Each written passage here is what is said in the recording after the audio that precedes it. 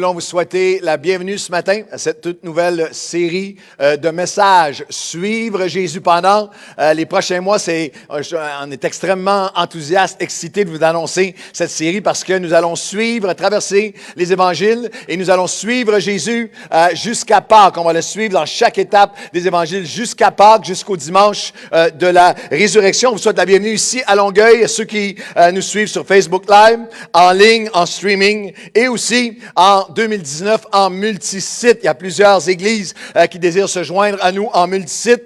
Implantation et des églises qui désirent se joindre. Alors en 2019, on va vous annoncer les différentes localités à mesure que l'année se développe en multisite. Nous allons regarder ce matin et ce soir, dans les deux prochains messages, au tout début, au commencement, suivre Jésus à partir de l'évangile de Marc, au premier chapitre. Tournez avec moi à Marc, chapitre 1, qui commence avec les mots « Commencement de l'évangile de Jésus-Christ, le Fils de Dieu. Selon ce qui est écrit dans Ésaïe, le prophète, « Voici, j'envoie devant toi mon messager qui prépare ton chemin. C'est la voix de celui qui crie dans le désert, préparez le chemin du Seigneur. » Nous commençons l'année dans la prière, nous commençons l'année à suivre Jésus ici à l'église avec des réunions spéciales, mais aussi, et je le mentionne pour tous ceux qui suivent en Facebook Live, demain matin vous allez avoir sur notre site, va être en ligne notre défi 10-30 2019, alors que vous allez avoir 10 capsules, 10 coachings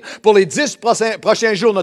On veut vous défier à prendre 30 minutes par jour dans la présence de Dieu pendant 10 jours, le défi 10, 30, et afin de vous aider, il y a sur notre site, toute l'équipe pastorale de Nouvelle Vie qui va suivre Jésus, des coachings de prière, suivre Jésus, différentes prières de Jésus dans les évangiles, ça va être en ligne demain, et aussi, il y a déjà 4 ou 5 autres coachings de 10 jours, alors vous en avez pour les prochaines semaines ensemble en ligne, c'est magnifique, on reçoit toujours plein de courriels, alors il y a plein de gens, c'est une espèce de grande réunion de prière virtuelle, non seulement les 4000 et plus personnes de Nouvelle Vie, mais des dizaines de milliers qui vont prier les mêmes prières ensemble, parce que nous voulons, la vision de cette série, c'est d'être une voix qui vous trace le chemin, une voix qui appelle et qui dit, voici le chemin du Seigneur, voici comment suivre le Seigneur Jésus. Cette pensée de soit une voix et non un écho seulement, qui fait juste répéter ce qu'il a entendu,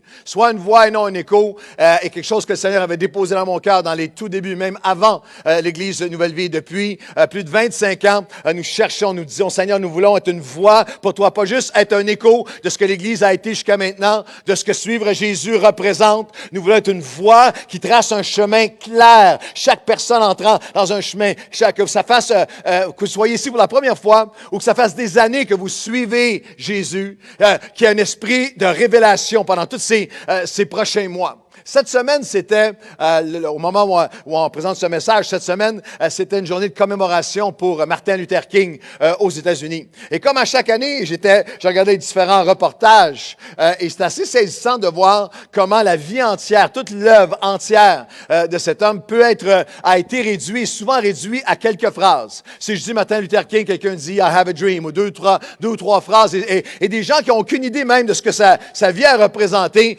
qui citent ça de tous les côtés. Et j'étais assez saisi et choqué de voir sur Internet, il y avait une convention chrétienne, je le dis malheureusement, convention qui était de chrétiens, mais de chrétiens dans le message de l'hyper-prospérité, très, très matérialiste, une convention de chrétiens blancs dans un quartier affluent qui parle, pour eux, voit la foi comme un moyen de s'enrichir et les communicateurs se vantaient de leurs jets, leurs maisons de luxe, leurs Rolls-Royce, leurs Bentley, leurs bagnoles et tout ça.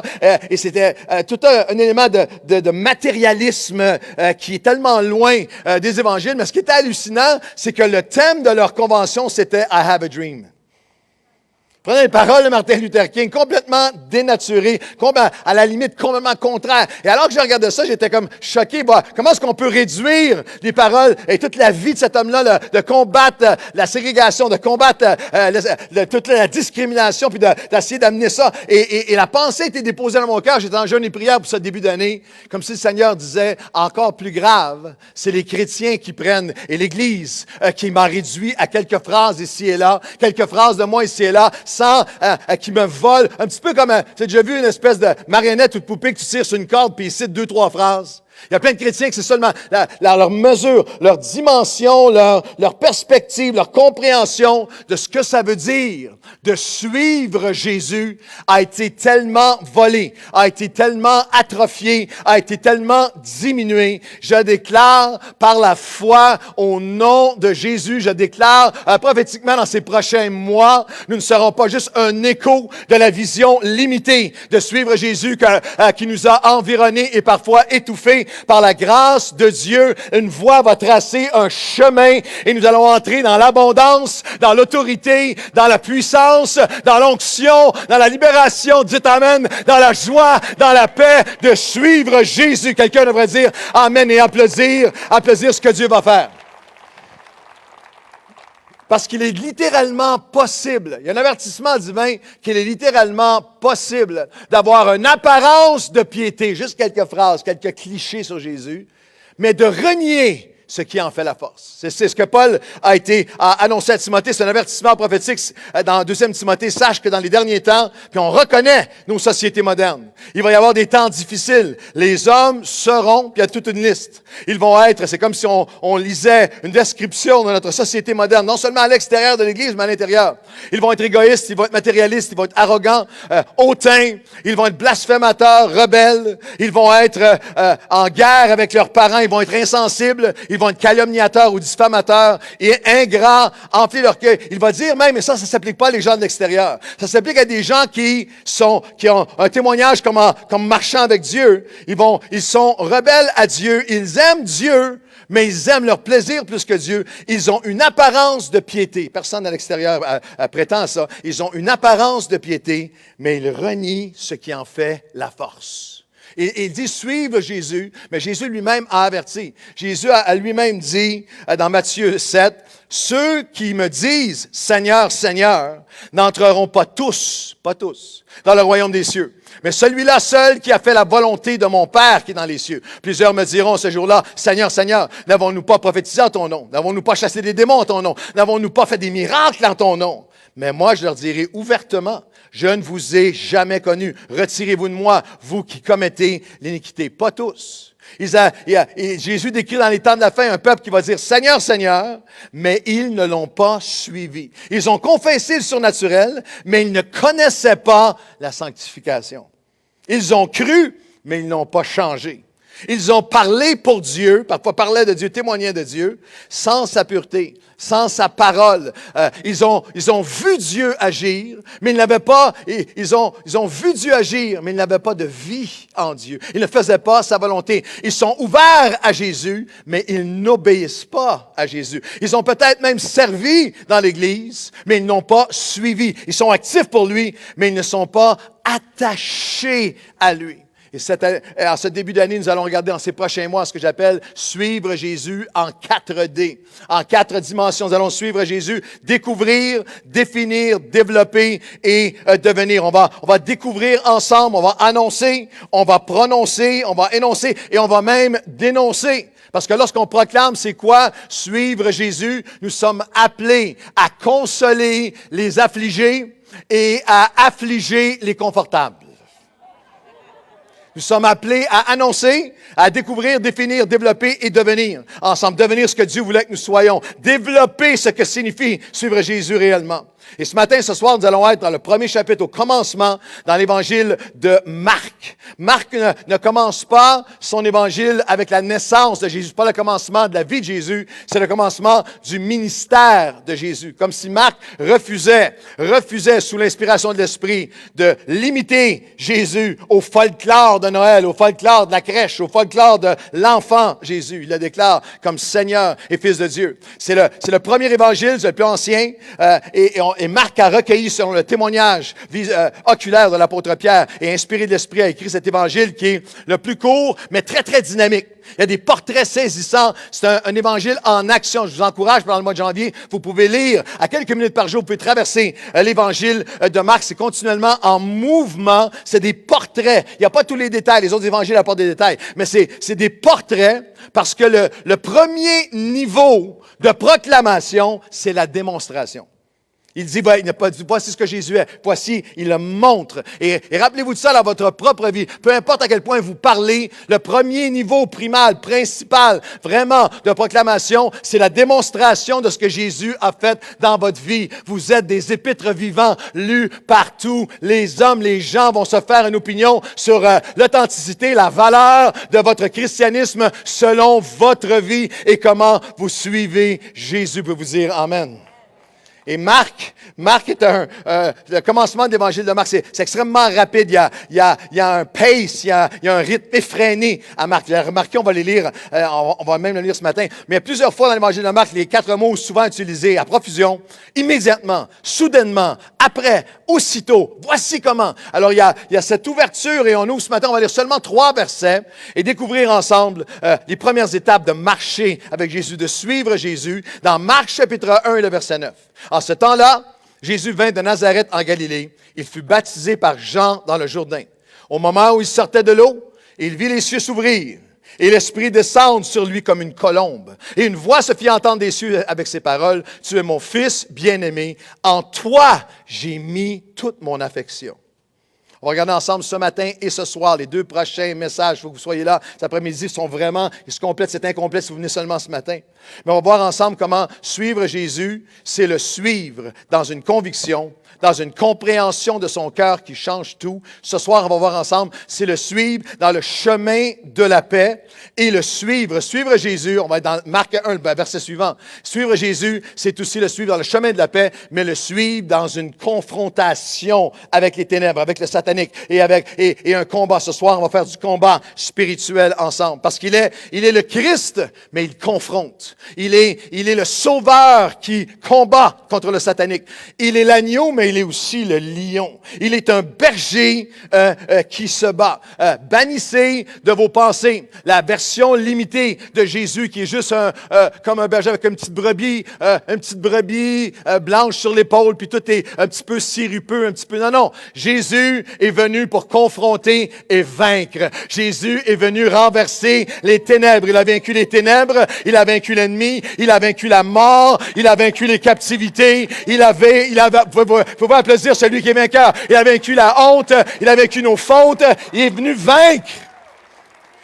Même la mort, tout ce qui peut être mort en nous, il est venu vaincre la mort. Jésus a été mis dans un tombeau emprunté. Pourquoi? Parce qu'il n'était pas pour rester là longtemps. Cette semaine, j'aime la notion que Jésus est venu et plein de gens, même chrétiens, ont perdu la notion que suivre Jésus, c'est comprendre qu'il est venu, mais qu'il va revenir. Qu'il est venu et qu'il va revenir. Cette semaine, c'était, mon épouse et moi, notre 32e anniversaire de mariage. 32 ans, moi et mon épouse ensemble. Applaudissez cette femme, une sainte femme.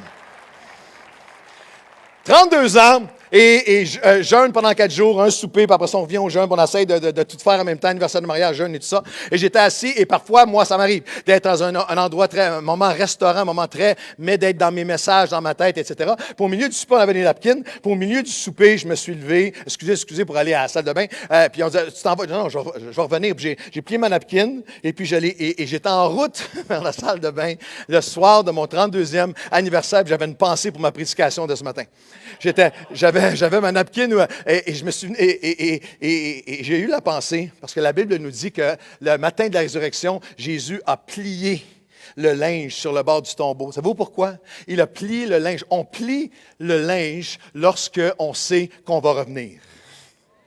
J'ai plié le linge parce que, attends une minute, je m'en vais pas, je quitte pas, je reviens et je reviens. J'aimerais vous dire que Jésus est le vainqueur. Suivre Jésus, c'est comprendre qu'il a plié le linge parce qu'il est venu, il est ressuscité et il va revenir. Et entre la première venue et la deuxième venue, il donne une autorité à son Église d'être son corps, d'être l'expression de son autorité, de son amour et de qui il est sur la terre. Voulez-vous applaudir celui qui est venu et qui va revenir? Suivre Jésus, c'est le suivre avec une conviction. En ce temps-là, Jésus vint de Nazareth en Galilée et il fut baptisé par Jean dans le Jourdain. Nazareth, pas Jérusalem, pas la ville spirituelle, pas la ville significative. Non, il vient de Nazareth. Il vient d'un coin perdu, oublié.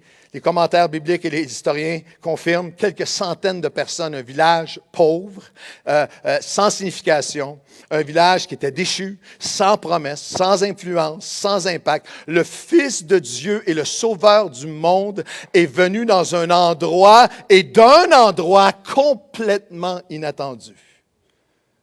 Avez-vous réalisé que suivre Jésus, c'est croire que c'est avoir la conviction que ce qui est grand vient souvent de ce qui nous semble petit. Que les grands accomplissements commencent dans des lieux d'obscurité. Pendant 30 ans, Jésus dans l'obscurité. Que la fidélité dans l'obscurité, lorsque personne ne te voit, va produire la faveur et l'onction. Il vient de Nazareth. Le Fils de Dieu, le Messie, il vient de Nazareth. C'était tellement un coin perdu que les gens avaient développé, un folklore avait développé un dicton. Il y avait un dicton en Israël où les gens, puis on le retrouve dans l'Évangile de Jean, chapitre 1, verset 45-46. Philippe rencontra Nathanaël et lui dit, « Nous avons trouvé celui qui Moïse a écrit dans la loi, de qui Moïse a écrit dans la loi, dont les prophètes ont parlé, Jésus de Nazareth, fils de Joseph. » Et Nathanaël lui dit, c'était ça le dicton, tout le monde le connaissait. Nathanaël lui dit, « Peut-il venir quelque chose de bon de Nazareth? » Et Philippe lui répondit, « Viens et vois. » C'est comme Pasteur Claude le dimanche matin qui prêche, Jésus est Seigneur, il est l'accomplissement de toutes les prophéties, il est le Fils de Dieu. Mais il y a plein de Nathanaël dans la salle, dans votre cœur. Vous m'écoutez, vous êtes amen, vous avez peut-être même applaudi, mais il y a plein de Nathanaël dans la salle, il y a quelque chose qui brûle dans votre cœur en ce moment, il y a quelque chose en vous, il y a quelque chose qui dit, ouais, il est le Fils de Dieu, mais tu sais pas le Nazareth que j'ai vécu. Y a-tu vraiment quelque chose de bon qui peut sortir de la situation dans laquelle je suis? Y a-t-il quelque chose de bon qui peut sortir de ce désastre? Y a-t-il quelque chose de bon qui peut sortir de cette peine? Y a-t-il quelque chose de bon qui peut sortir de cette saison de désert, cette saison de maladie? Y a-t-il quelque chose de bon qui peut sortir de ce qui se passe dans ma famille, de ce qui se passe dans mon mariage? Qu'est-ce qui se passe avec mes enfants? Est-ce qu'il y a vraiment quelque chose de bon qui peut se passer, qui peut sortir du passé duquel je viens? Est-ce qu'il y a vraiment quelque chose de bon? Oui, Jésus Seigneur, mais est-ce qu'il y a vraiment quelque chose de bon qui peut sortir de ce que je traverse en ce moment, de ce que ma famille est devenue, de ce que ma réalité est, de ce que mon passé est?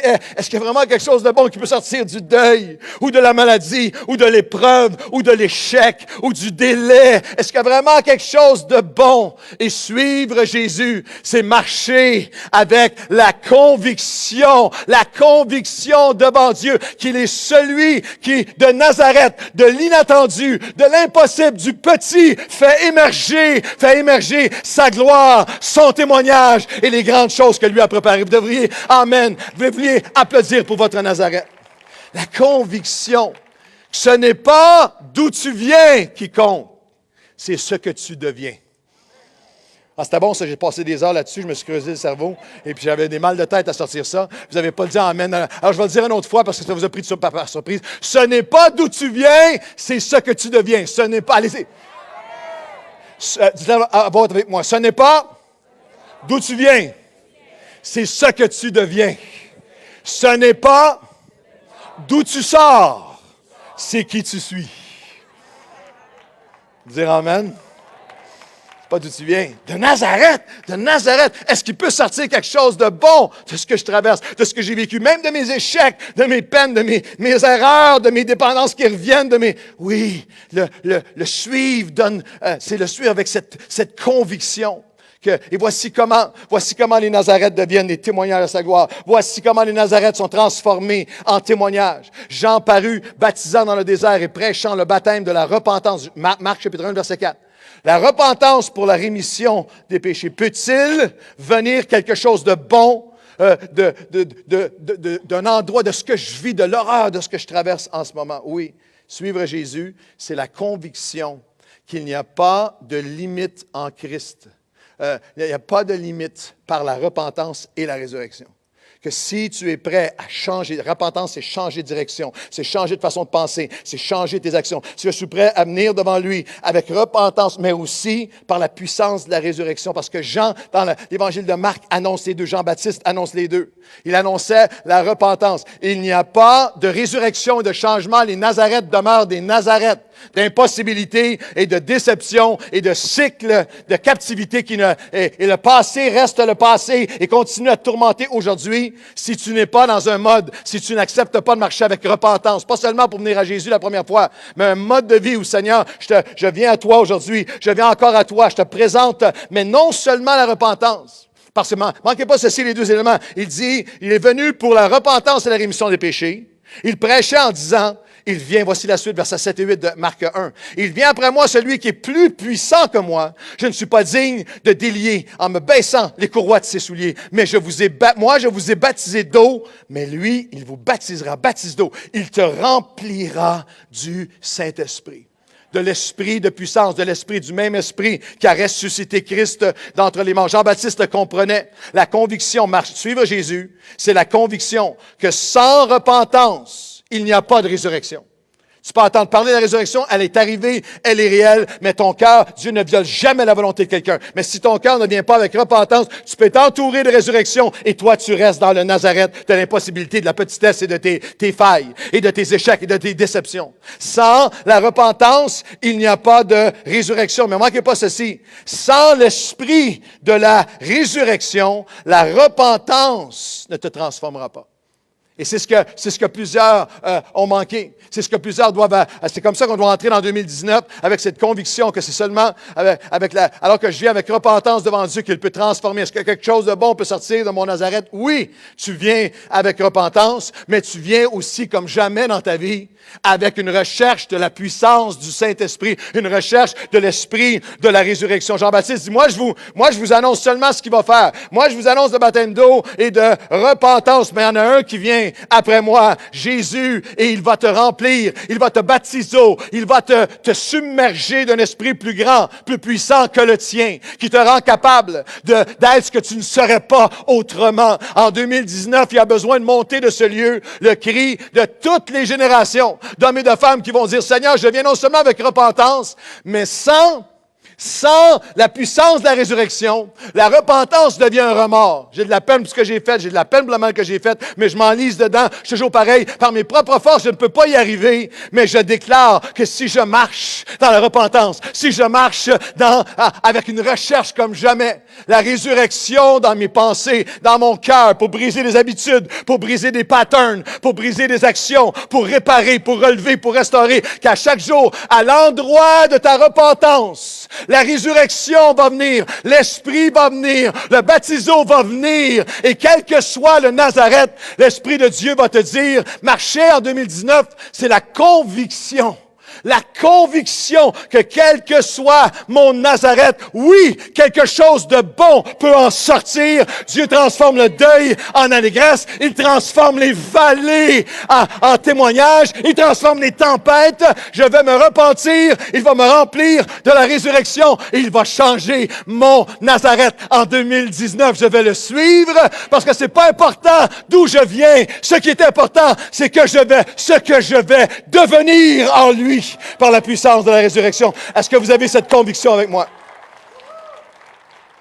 C'est pas une blague pour moi, c'est pas un cliché, c'est pas un speech pour moi. C'est pas important d'où tu viens. Ce qui est important, c'est ce que tu deviens. C'est pas important d'où tu sors. Ce qui est important, c'est qui tu suis. Est-ce que quelque chose de bon peut vraiment sortir de Nazareth? Est-ce que quelque chose de bon peut sortir du quartier Saint-Michel à Montréal? Est-ce que quelque chose de bon peut sortir de garçons, 3e, 4e génération d'hommes violents et alcooliques, d'hommes qui font du mal à tout le monde, qui mentent, qui volent, qui sont adultères, qui sont menteurs, voleurs, méchants, violents? Est-ce que quelque chose de bon peut sortir de cet appartement-là, à la 13e avenue, à Saint-Michel? Est-ce que quelque chose de bon peut sortir d'un ado qui grandit là-dedans? Et qui arrive à une église à l'âge de 17 ans et qui est devenu ce qu'il a haï et qui fait du mal à d'autres et se fait du mal à lui-même, qui ne voit rien pour lui-même, puis personne ne voit rien en lui. Est-ce qu'il y a quelque chose de bien qui peut sortir? Est-ce qu'il y a quelque chose de bien qui peut sortir du Nazareth, de son passé tellement violent, et son passé tellement sale, et son passé tellement trouble, et son passé tellement tordu? Lorsque j'ai donné ma vie au Seigneur, je faisais du bénévolat dans l'église où j'étais. Et puis, alors j'ai 17 ans, puis Dieu avait commencé à faire des libérations extraordinaires dans ma vie, briser les liens de la toxicomanie, de l'alcool, de toutes sortes de choses. Il y avait toute une œuvre qui se faisait. Puis je faisais de la conciergerie dans l'église le samedi. Et lorsqu'il n'y avait personne dans l'église, dans la petite église où on était, lorsque j'ai fini mon ménage, je marchais dans l'église, puis je priais. Puis un jour, alors que je marchais, puis que je priais, j'ai eu cette pensée, cette notion, ce désir, ce cœur tu vas, comme si Dieu disait à mon cœur, tu vas parler pour moi. Tu vas être un prédicateur pour moi. Tu vas parler pour moi. Puis c'était quelque chose d'impensable, mais je pleurais, puis je priais, puis il y a quelques semaines plus tard, ils ont annoncé qu'il y avait un institut biblique à Montréal, c'est pas l'ITF ou quoi que ce soit, mais il y avait un institut biblique à Montréal, on parle de 30 ans, et qui donnait un cours de prédication. Alors, je suis allé m'inscrire. Je me suis inscrit dans le cours, j'étais super enthousiaste, je prenais l'autobus à toutes les semaines pour aller là, je prenais des notes. Puis à un moment donné, le professeur il a dit, vers la fin de la session, chaque élève va donner un message de 5 minutes. Wow, ma première prédication, j'étais super excité. Je prépare tout mon message et puis ils réunissent tous les étudiants. Et puis là, moi, je donne mon message de tout mon cœur. Puis lorsque ça finit, c'est sûr que t'attends, tu regardes le prof, t'attends, qu'est-ce qu'il va dire. Puis il dit rien. Et les autres élèves, ils avaient dit quelque chose publiquement. Moi, il dit rien du tout. Fait que j'étais comme, je ne sais pas qu'est-ce qu'il en a pensé vraiment. Mais bon. Et puis tout à coup, à la fin, ça finit, puis on prend un café ensemble. On prend un café, les élèves, puis le prof, il me fait signe, viens 6 minutes. Puis là, je viens, puis là, il me dit, Claude, en passant, ce pasteur-là, il existe encore, il est encore vivant, que Dieu le bénisse, il existe. Il est là, je le connais, ça va bien. Mais j'étais assis avec lui, puis il me dit, écoute, Claude, il faut que tu comprennes. Il dit, il y a des gens qui, à cause de leur passé, comment tu parles, puis comment tu t'exprimes, puis le passé que tu as eu, puis ça s'apparaît dans comment tu es, puis toutes tes limitations. Puis il était très diplomatique, mais il me dit, écoute, il y a des gens qui peuvent servir le Seigneur dans toutes sortes de sphères, mais toi, là, il me dit, si tu aimes le Seigneur, oublie ça, l'idée de parler en public. Oublie ça, il dit, tu peux pas. Il dit, il y a des gens qui sont pas, tu n'es pas capable, tu n'as pas les yeux. Moi, j'étais démoli, il m'a inventé. J'étais démoli. Je vous ai dit qu'il était encore vivant, hein, et j'étais démoli. Puis je m'en vais à mon église le dimanche, découragé, puis je demande à un diacre qui était là, je peux parler 2 minutes, j'ai le cœur à l'envers. Il m'est arrivé ça cette semaine, puis j'ai prêché de tout mon cœur. Puis le pasteur me dit, que si tu aimes le Québec, si tu aimes le Seigneur, oublie ça, tu n'es pas fait pour toi, c'est impossible pour toi. Et puis, je lui dis, qu'est-ce que tu en penses? Puis il dit, ouf. Il dit, c'est sûr, il dit que tu viens de loin, mais il dit, dans l'Ancien Testament, Dieu, il a même utilisé un âne pour parler. Parole de vie.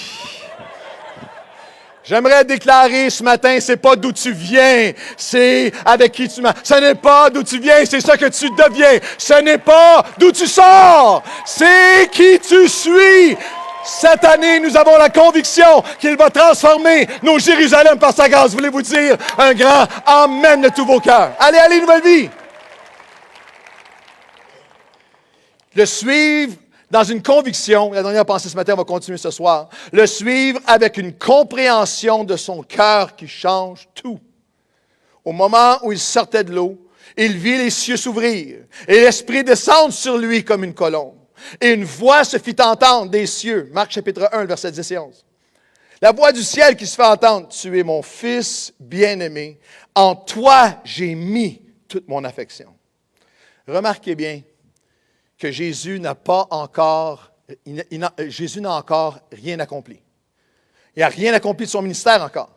Lorsque le Père valide, approuve et dévoile son cœur, sa passion, son amour envers le Fils, son cœur d'affection et d'engagement absolu envers son Fils, Jésus n'a pas guéri un malade. Jésus n'a pas proclamé un message. Jésus n'a pas guéri un lépreux. Jésus n'a pas ouvert d'œil, n'a pas calmé de tempête. Jésus n'a pas donné un de ses enseignements. Jésus n'est pas allé à la croix. Jésus n'a rien fait encore pour mériter quoi que ce soit. Jésus n'a rien fait encore. Ce matin, as-tu besoin d'entendre que suivre Jésus, c'est croire que l'amour de Dieu pour vous, pour moi, pour toi, n'est jamais basé sur la performance. Il est basé sur la relation. Jésus n'avait rien fait. Voici mon Fils bien-aimé. Tu es, pas voici, tu es mon Fils bien-aimé en lequel j'ai mis toute mon affection. Réalisez-vous comment cette vérité peut littéralement changer votre vision et conception de ce que ça veut dire de suivre Jésus. Jésus n'a rien fait encore. C'est comme si Dieu lui donne le trophée avant qu'il soit même allé à la première pratique et même pas joué un match encore. Parce que Dieu ne valide pas, ne donne pas, n'accorde pas, ne s'engage pas dans son amour de la même façon que les êtres humains le font. C'est pour ça que Dieu a dit à Samuel dans l'Ancien Testament, les dieux ne regardent pas comme les hommes regardent, ils regardent d'une manière complètement différente. Il y a 2 moments dans l'Évangile de Marc, chapitre 1, il va dire, c'est très, très personnel. Il dit, il parle à Jésus, tu es mon fils bien-aimé. Vous remarquerez dans Marc, chapitre 9, au monde de la transfiguration, il va l'annoncer au monde, il va dire aux disciples, voici mon fils bien-aimé. Écoutez-le. Mais ne manquez pas ceci, il y a beaucoup de croyants, beaucoup d'entre nous, que nous savons qu'il est le Fils bien-aimé, qu'il est le Fils de Dieu, et nous l'annonçons au monde. Nous disons au monde, voici Jésus est le Fils bien-aimé, et écoutez-le. Alors que nous ne croyons pas pour nous-mêmes qu'il nous parle dans Marc chapitre 1 personnellement. Et il dit à chaque fils, à chaque fille qui a donné sa vie au Seigneur, il dit à chacun, tu es mon fils, tu es ma fille bien-aimée. Et mon amour pour toi est invariable, mon amour est insondable, mon amour, il est sans inconditionnel, il est sans limite et il n'est pas basé, il ne repose pas sur ta performance, il repose sur la relation que nous avons. Tu es mon fils, tu es ma fille, je ne suis plus esclave de la peur, je suis enfant de Dieu. Je ne suis plus esclave de la peur. Je ne suis plus esclave de mon passé. Je ne suis plus esclave de la performance. Je suis enfant de Dieu dans un monde de relations humaines conditionnelles où l'amour a été selon comment tu as performé. La voix de Dieu se fait entendre en ce début d'année pour te dire aujourd'hui non. Dieu ne valide pas comme les hommes valident. Il n'a pas validé Jésus sur la base de ce que Jésus avait fait, mais sur qui il était. Il ne t'aime pas, il ne te dit pas ce matin, tu es mon fils, tu es ma fille bien-aimée, j'ai mis toute mon affection en toi sur la base de ce que tu n'as fait ou pas fait, mais sur la base de qui tu es en lui.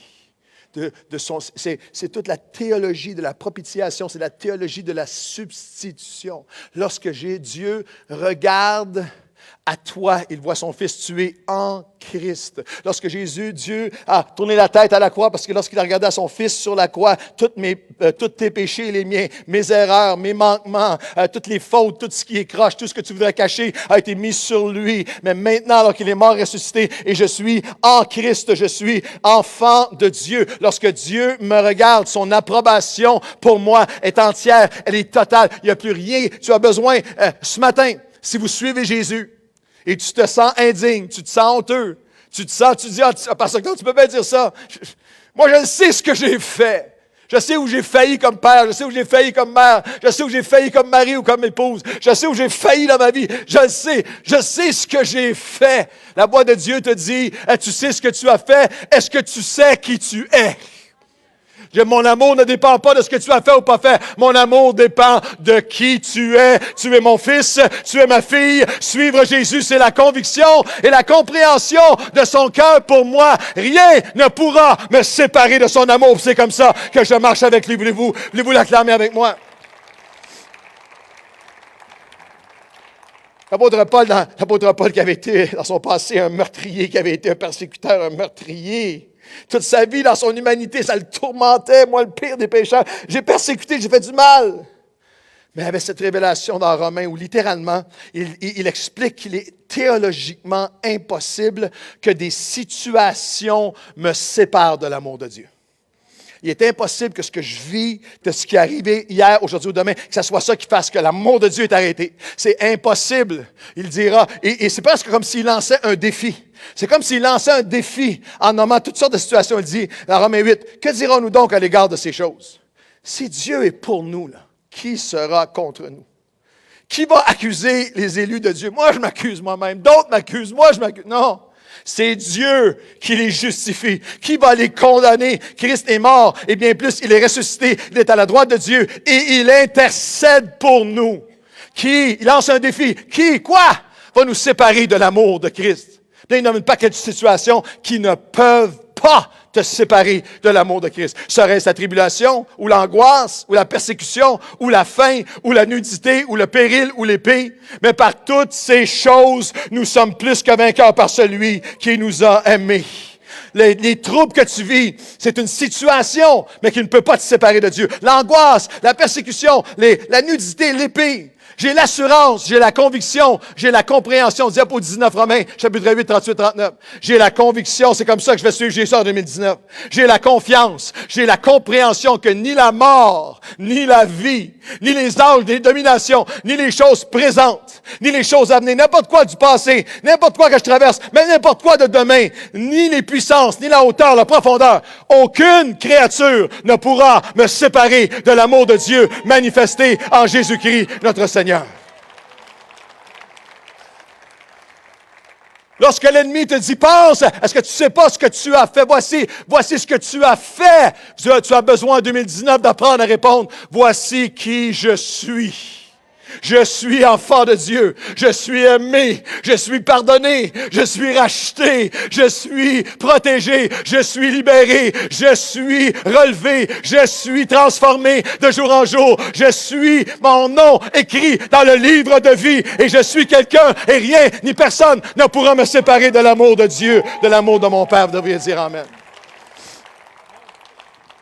Cette réalité, cette compréhension change comment je vois mon passé, change comment je vois mon pire, ce que j'ai fait de pire. Change comment je vois ma vie de prière. Change comment je vois entrer en sa présence. Change comment je peux pardonner d'autres personnes. Comment je peux, mais si je suis appelé à aimer de la même façon dont il m'a aimé. Que change comment je peux commencer à prier Dieu et dire, Seigneur, il faut absolument que tu m'aides, il faut que tu m'aides. Je réalise que j'ai besoin d'aimer de façon un peu plus en 2019, comme toi, aimer d'une manière non conditionnelle, aimer d'une manière non dépendante de la performance. Aimer. Seigneur mon Dieu, aide-moi, remplis-moi de ton esprit.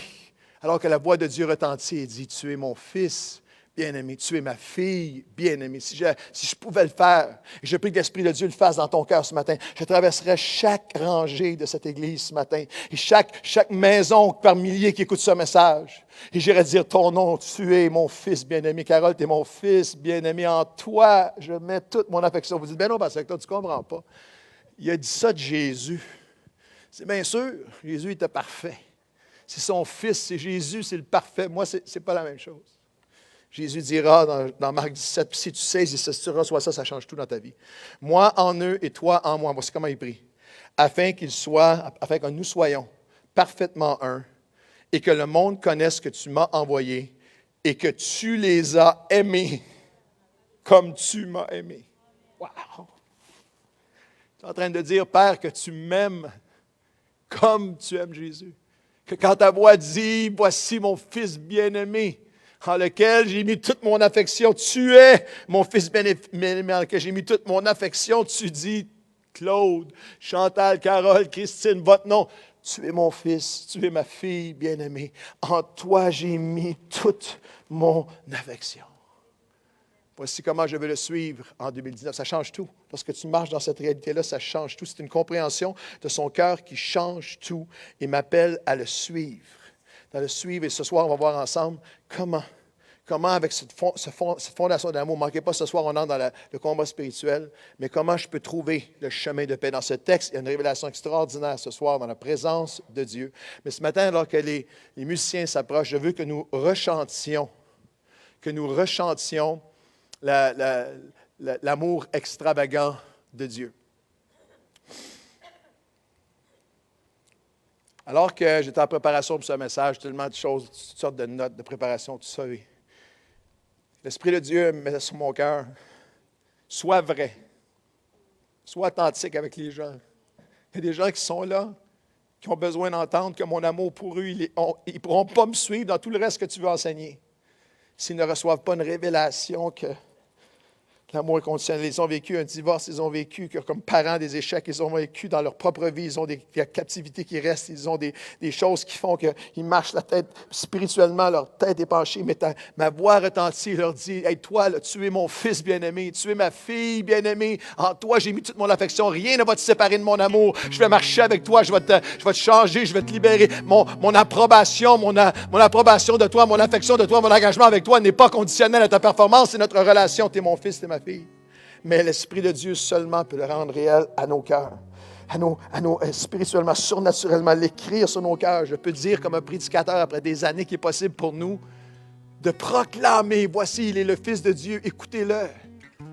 Mais de nous marcher avec un sens continuel de insatisfaction envers nous-mêmes et un sens de, j'en fais pas assez, je ne suis pas assez, je ne suis pas.